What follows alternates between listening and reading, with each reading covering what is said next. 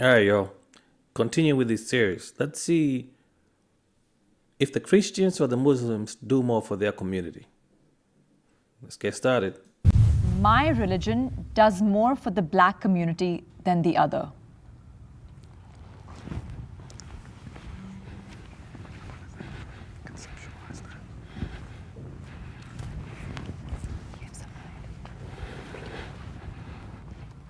When Islam makes its presence known to the black community, primarily through the Nation of Islam, first and foremost, that's when we begin to see certain critical changes, such as our even wanting to be called black. We didn't even want to be called black once upon a time. Sure. We didn't even want to look like ourselves. So there was a I'm gonna have to disagree with that because I hate this notion of giving people color. Because look at me, look at them. We are not the color black, right? We are all shades of brown somehow. But black is not an ethnicity. Every other ethnicity out there recognize themselves with their ethnicity. It's only when it becomes melanated people we all call black. We need to start changing that. But anyways, that's a story for a different day. Let's see what Muslim does for the so-called black community. there was a hatred of ourselves, no fault of our own, to be fair, but the proper medicine to relieve us of that ill. We don't see the process, that process taking place until the coming of the Nation of Islam. Even someone like James Cone, who sort of structured or put together black liberation theology, he openly admitted it. He said, look, we knew Malcolm and those guys were right. So I had to create something. He says it like this. I had to locate, I had to find the message of Christ speaking to black people. And essentially, now this is with due respect to him as a great theologian, all he did was just restructure Nation of Islam arguments. When we look at the church, we can see great efforts, but most of those efforts, from our view, have to do with assimilation. But every great movement to stand us up as a people, as an independent group of standing in our own dignity and sense of value and worth, I've seen it come from Muslims. First thing I'm gonna say is there's a lot of faith and there's a lot of fact when it comes to stuff. And I think my faith is more determined off of the facts. I feel like if God gives us religion as his relationship to us as people, then that should cultivate your social construct, that should cultivate your understanding of politics, your education, everything that you are. There should be proof and evidence of what that word does for you.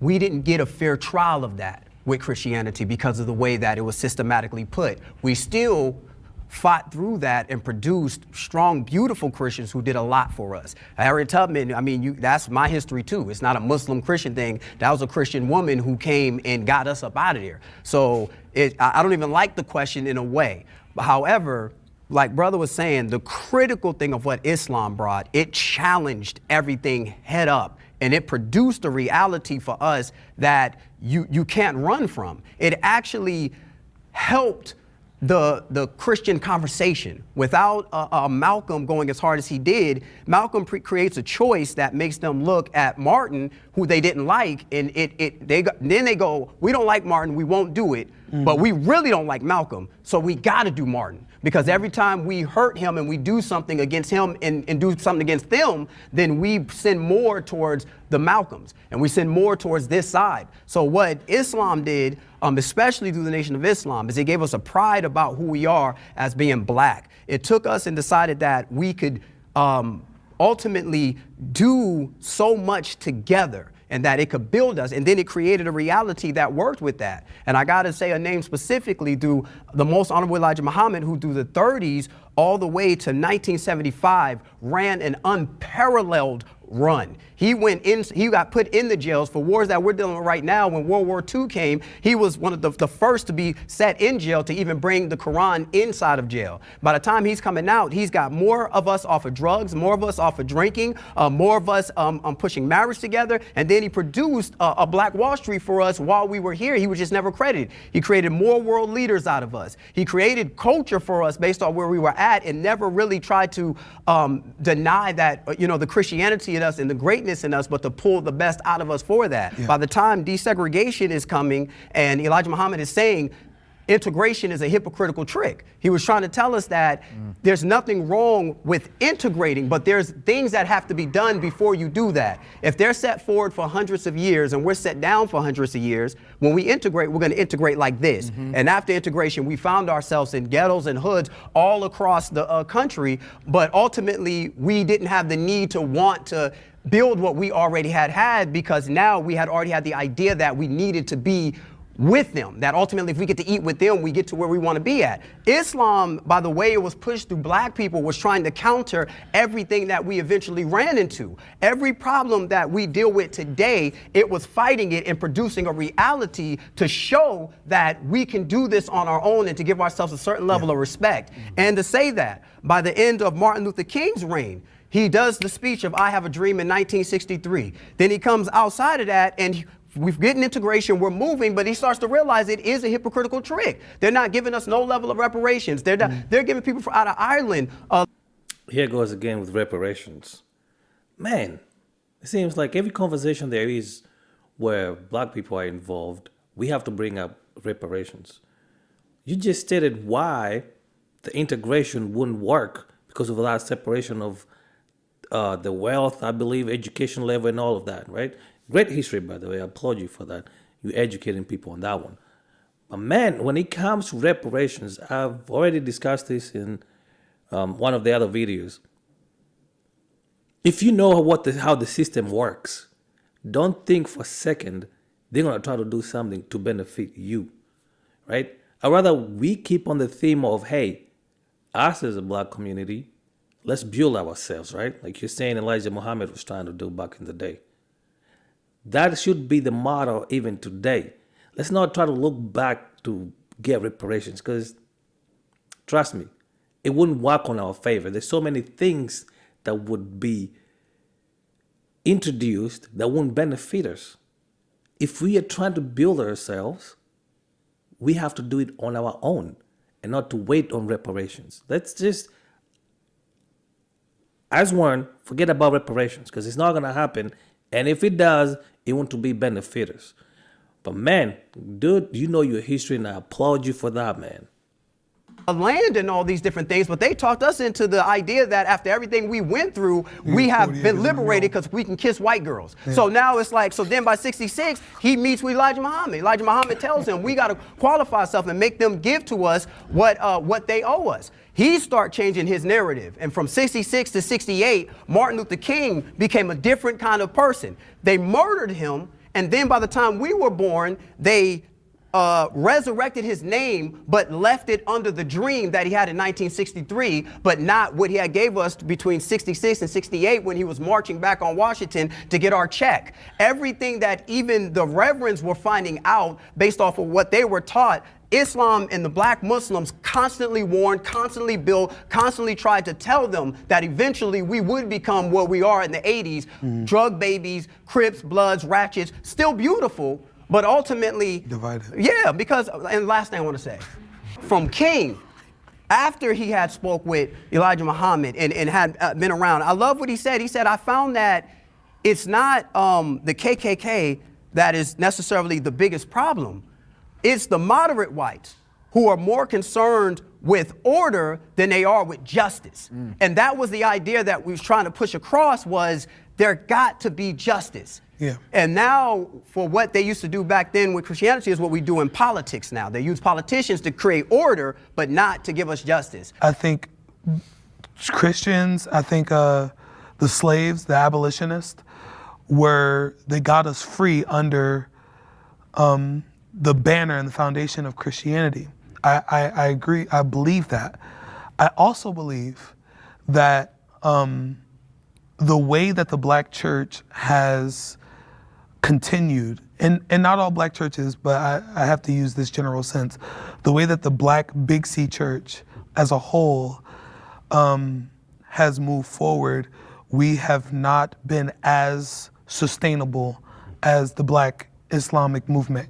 In Christianity as a whole, skin color and race is a way secondary conversation. Islam as a whole, it is too, just to say. Sure, But sure. our war was race here. We didn't make it that. They made Right. it. I agree. The age-old Malcolm versus Martin, we have to, one, remember that they were both killed. They were both assassinated, right? Facts. For how they, walked out their lives and how they walked out their movements. They were both saying things that challenged the establishment. When we're having the conversation about black church versus black Islam within the communities, is that each one within their traditions are not mutually exclusive. They can coexist. I know this because I have family who are Muslims, and they come to every Thanksgiving and they skip over the ham. You dig what I'm saying? They ask if the greens got turkey necks or if it got ham hocks in it. You know, they're laughing here, but it's a serious question I need to ask. As a Christian, why do you eat ham or pork? I mean, the Tanakh says as an unclean.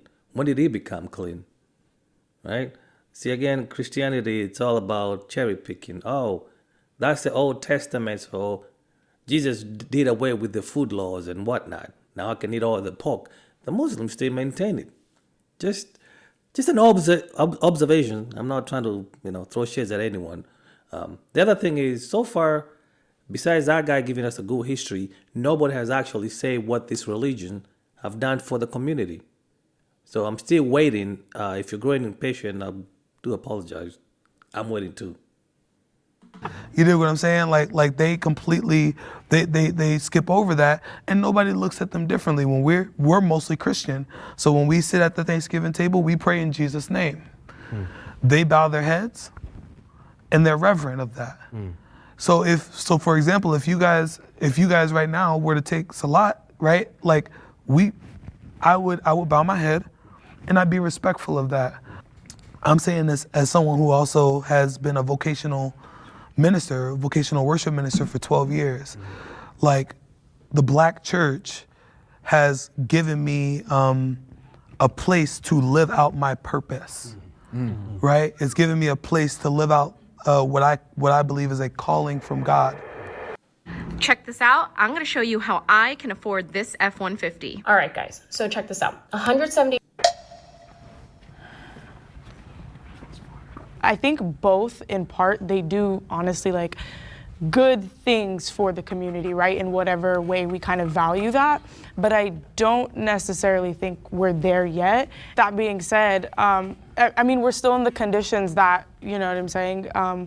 We're still in the poverty mindset. And then versus, in a spiritual aspect, when I see movements like the Nation of Islam, yes, they do a lot of great things, but me being a little bit biased in my perspective and my views, it's like, are they really in the right way?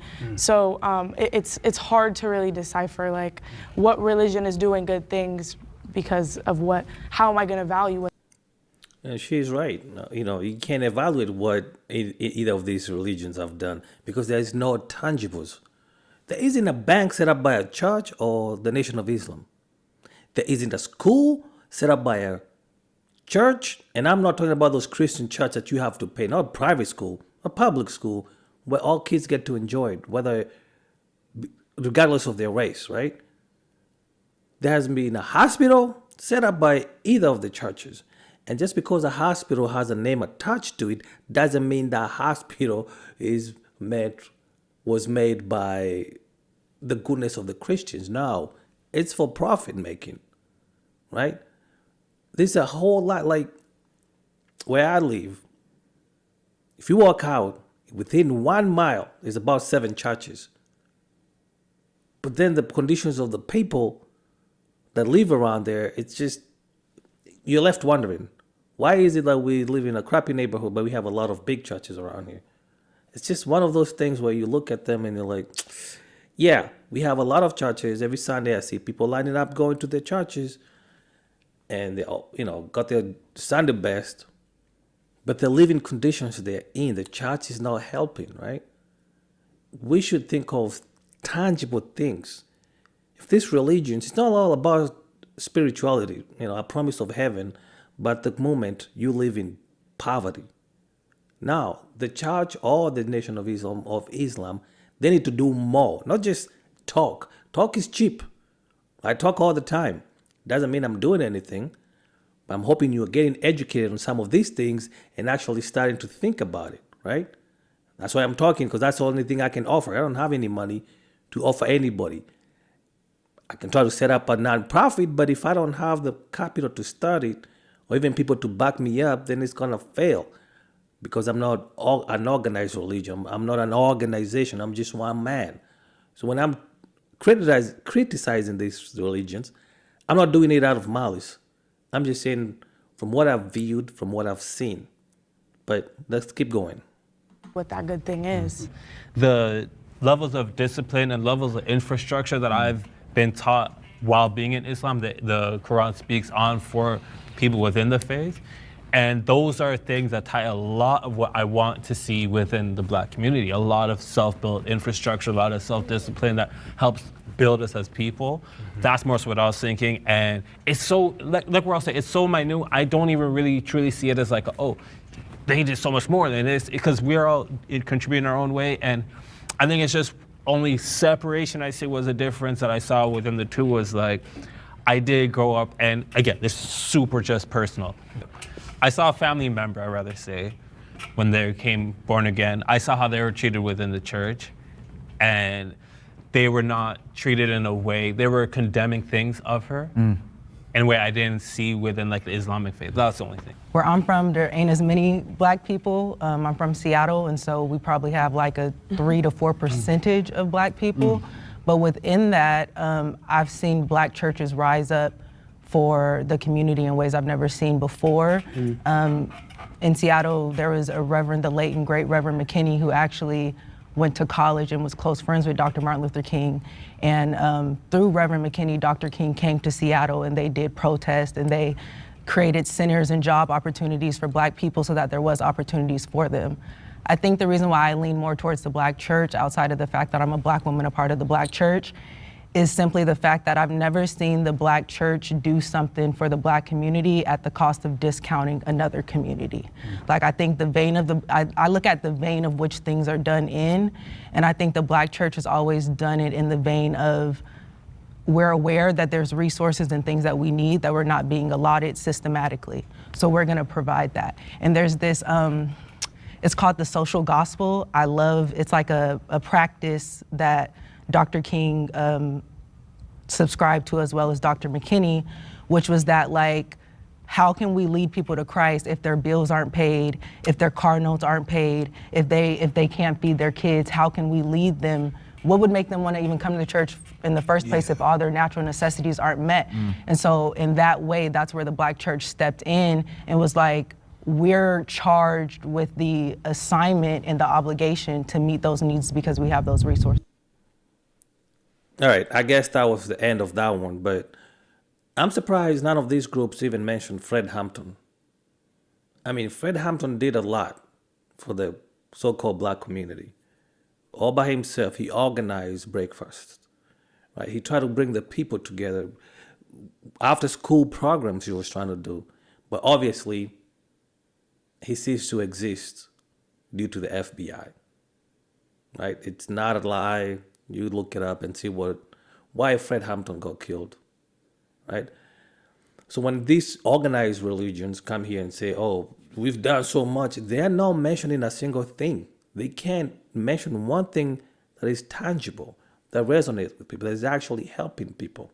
Sure, there might be programs out there that I don't know of, but they need to do more and stop just thinking about, hey, it's all about preaching Jesus. You can preach Jesus, but also James said you need to help the poor and the orphans and everybody else. That's true religion. I believe that's James chapter 1, the last verse. Anyways, I hope you enjoy watching this. Leave your comments down in the description or in the comment section, and let's have a conversation. All right, y'all. See ya.